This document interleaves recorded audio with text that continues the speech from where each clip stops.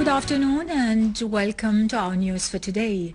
Israeli war jets continue bombarding Gaza Strip, killing 15 Palestinians so far and wounding more than 120 others, mostly women and children. Palestinian medical sources announced today that 5 Palestinians were killed in a new Israeli air raid on Khan Yunis city in the south of Gaza Strip, thus raising the death toll to 15 martyrs so far. At least 120 others were wounded, including women and children. The Palestinian martyrs included 2 children, 1 pregnant woman and an old man. More than 25 children, 17 women and 11 elderly persons were wounded.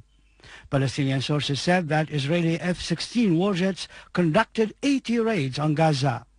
Israeli war boats also shelled Palestinian coast at a Sudania area, hitting Palestinian houses. Shortly before 7 p.m. today, the Israeli occupation army bombarded 50 sites in the Strip and carried out more than 20 air raids. Meanwhile, the Israeli occupation authorities admitted that 4 settlers were killed and 2 others were seriously injured in shelling carried out by Palestinian resistance men on Kiryat Melachi settlement, according to the Israeli Yediot Ahronot newspaper. The Palestinian resistance continued shelling sites and settlements of the Israeli occupation with scores of missiles at the time when Israel is going on with its barbaric aggression on Gaza.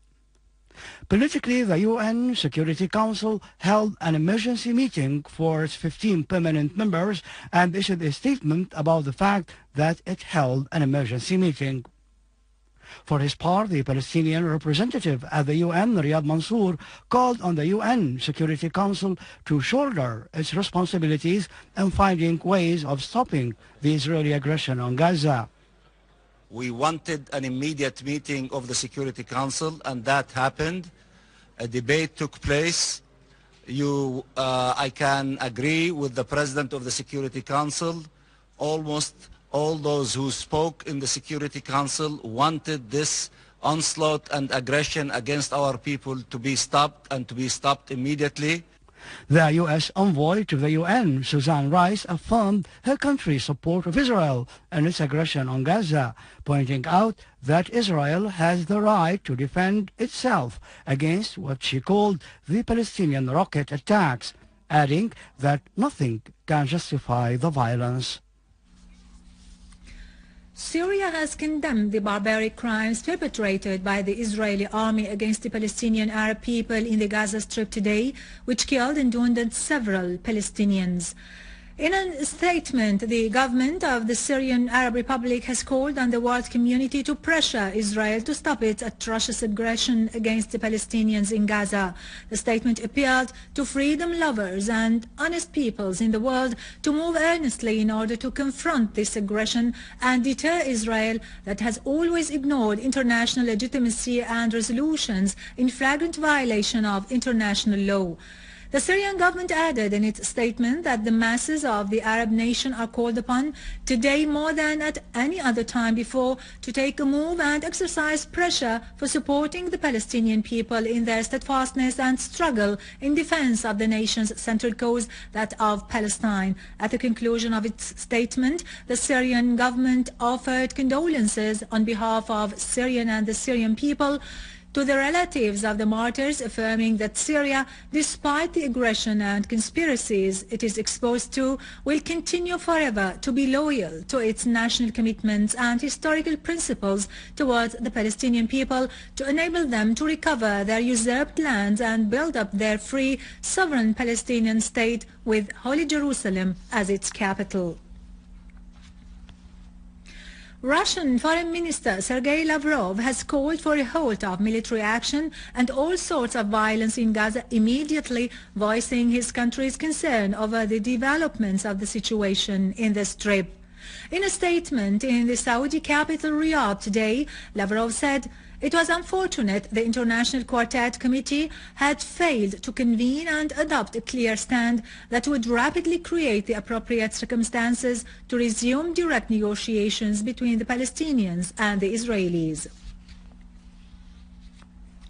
Iran today condemned the Israeli aggression on the Gaza Strip, branding it as systematic terrorism.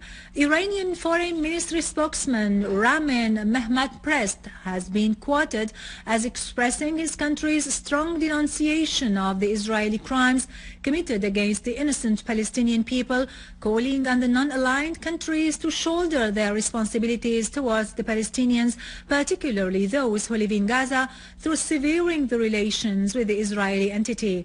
On its part, China expressed extreme concern over the Israeli aggression carried out on a wide scale against the Gaza Strip.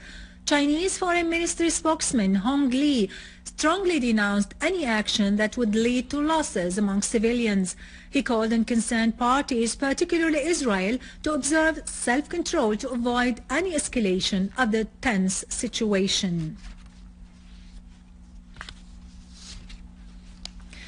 Meanwhile, scores of Palestinians were wounded following attacks by Israeli troops in different villages and towns across the West Bank, in which independence rallies were held to mark the Palestinian Youth Day. Israeli troops deployed thousands of soldiers in an attempt to prevent Palestinians from taking part in these rallies.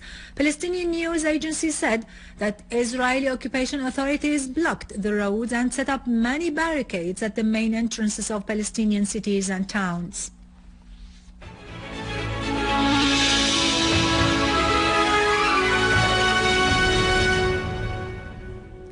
American President Obama said his country was not ready to recognize the so-called Syrian opposition coalition as a government in exile, welcoming what he called the unification of the Syrian opposition ranks.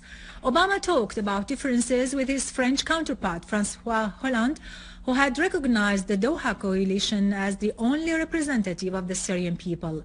This difference of stand between Washington and Paris had been earlier referred to by the American State Department.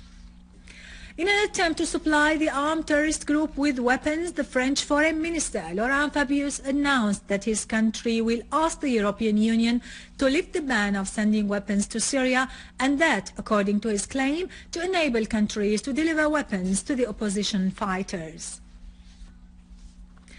An army unit today clashed with a terrorist group in At-Tadamun neighborhood in Damascus, killing many of them and confiscating their weapons. Several terrorists were also eliminated near Al-Maliki Street. Their weapons and ammunition were seized. A field hospital was found near Al-Nujum Cinema that contained quantities of medical equipment and medicines stolen from public and private hospitals. A unit of our armed forces clashed with the remnants of terrorist groups around the city of Harasta and its neighborhoods in Damascus countryside. These terrorist groups has been assaulting citizens and their properties and damaging state institutions. The army unit wiped out many of those who were known for their terrorist and criminal acts in the city. An official source said to news correspondent that a number of the most dangerous terrorists were killed, and many of them were identified, including Murshid Mahmoud Mdallal, the leader of what is called the Harasta Coordinate, and the terrorists Rakan al-Mawla, Bashar Dib al-Ajwa, and Mustafa Azzuddin from the so-called Fath al-Islam Brigade, in addition to terrorists Muhammad al-Masri, Muhammad Dib Hassoun, and Noor Sulaiman Durra. Our armed forces today eliminated several terrorists in Deir ez-Zor and its suburbs. A terrorist gathering was attacked in Al-Bukamal. Several gunmen were killed and others were injured. In Al-Ardi and Al-Jubayla neighborhoods in Deir ez-Zor, an army unit clashed with a terrorist group, inflicting on them heavy losses. Our army unit continued to pursue armed terrorist groups in Al-Layramoun area in Aleppo, clearing after machine building and the surrounding residential building of terrorists, killing large numbers of them.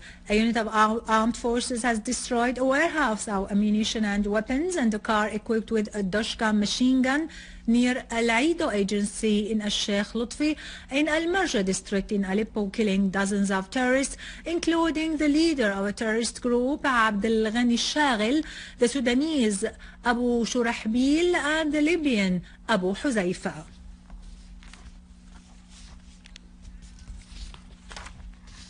22 citizens who had been involved in recent events in Hama but committed no acts of killing have been released. A governorate source said their release came after they had undertaken not to carry arms again or perpetrate any acts of sabotage that encroaches on Syria's security in the future.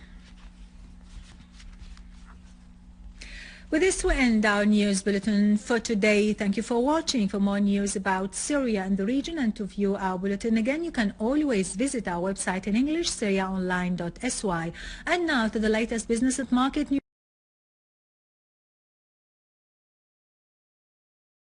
More than 25 children, 17 women and 11 elderly persons were wounded. Palestinian sources said that Israeli F-16 warjets conducted 80 raids on Gaza. Israeli war boats also shelled Palestinian coast at a Sudania area, hitting Palestinians. Welcome to our news for today. Israeli warjets continue bombarding Gaza Strip, killing 15 Palestinians so far and wounding more than 120 others, mostly women and children. Palestinian medical sources announced today that 5 Palestinians were killed in a new Israeli air raid.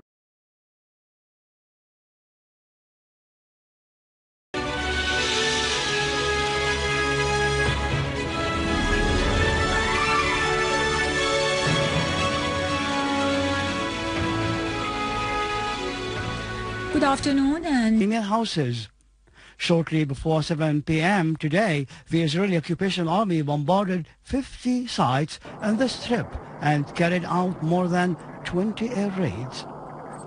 Meanwhile, the Israeli occupation authorities admitted that 4 settlers were killed and to raid on Khan Yunis city in the south of Gaza Strip, thus raising the death toll to 15 martyrs so far. At least 120 others were wounded, including women and children. The Palestinian martyrs included 2 children, 1 pregnant woman and an old man.